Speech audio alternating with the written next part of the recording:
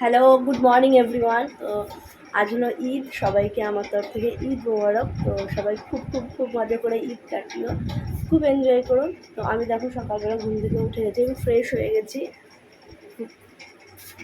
গেছি কিন্তু চোখে এখনও ব্যথা করছে, মানে ঘুম ঘুম পাচ্ছে।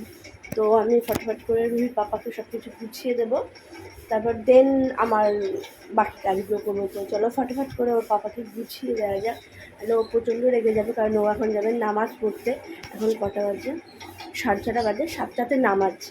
তো ফটাফট করে আমি ওকে গুছিয়ে দিই, দেন আসছি তোমাদের সাথে কথা বলতে।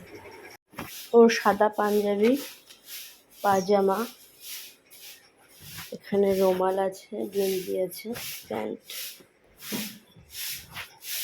আর এখানে আছে মেল। এগুলো কালই মার্কেটিং করা হয়েছে।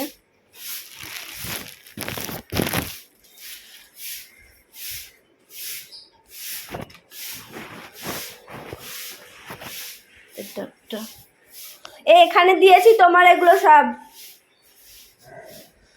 এগুলো সব এখানে দিয়েছি।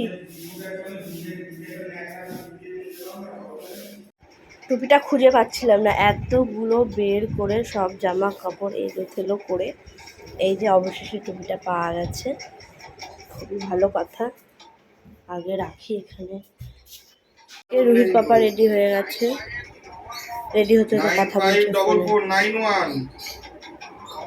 সারাক্ষণ ফোনে কথা। 7740 কোন একটার মধ্যে। হ্যাঁ ঠিক আছে, 7 নম্বরে ফোন করছে। হ্যালো, হ্যাঁ না কথা বল তাড়াতাড়ি বল। ওরা রেডি সব, আমি তো এখন এই পোশাকে গেছি, চেঞ্জ করছি না। চলো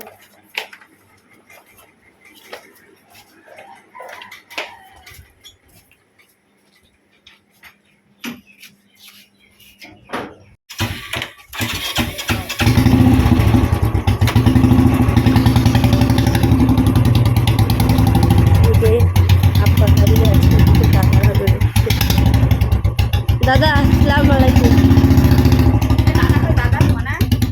দিদি আব্বা রাজীব যাচ্ছে, এখন গাধাচ্ছে।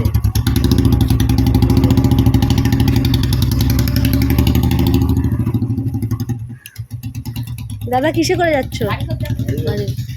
আয়ান ভালো, টুপিটা বার।